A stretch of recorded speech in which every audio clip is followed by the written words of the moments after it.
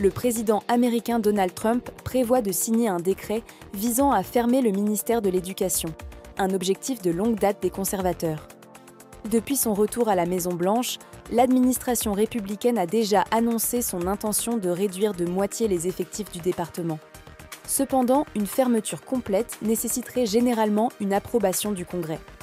Créé en 1979, le ministère de l'Éducation est chargé de gérer le financement des écoles publiques, d'administrer les prêts étudiants et de mettre en place des programmes d'aide pour les étudiants à faible revenu. Trump et ses partisans ont évoqué le ministère, l'accusant d'imposer aux jeunes des contenus raciaux, sexuels et politiques inappropriés. Ce que fait et ne fait pas le ministère de l'Éducation. Contrairement à une croyance répandue, le ministère de l'Éducation ne gère pas directement les écoles américaines ni ne fixe les programmes scolaires. Cette revient aux États et aux districts locaux.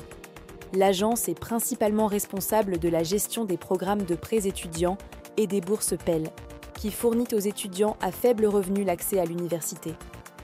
Elle finance également des programmes de soutien pour les étudiants en situation de handicap ou ceux vivant dans la pauvreté, et veille à l'application des lois sur les droits civiques, qui interdisent toute forme de discrimination fondée sur la race ou le sexe dans les écoles bénéficiant de fonds fédéraux.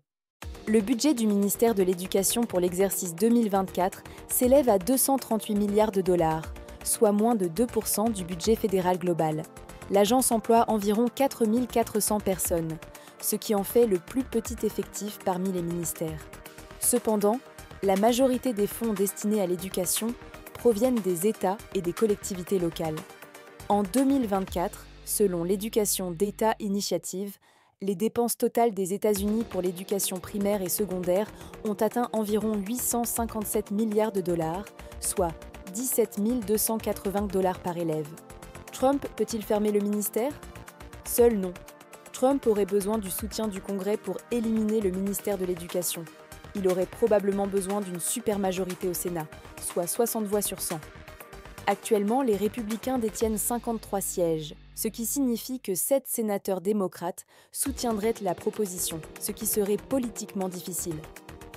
À la Chambre des représentants, les votes nécessaires seraient également un défi, car un précédent vote pour obtenir abolir le ministère a échoué, avec 60 républicains rejoignant les démocrates pour voter contre. Récemment, Trump a cherché à réduire la taille d'autres ministères, bien que des questions subsistent sur la légalité de ces mesures.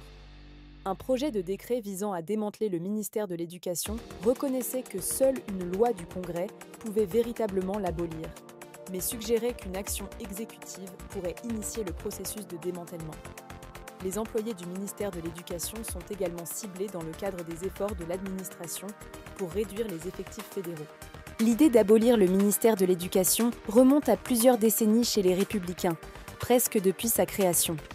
Lors de la campagne présidentielle de Ronald Reagan en 1980, il a plaidé pour son démantèlement.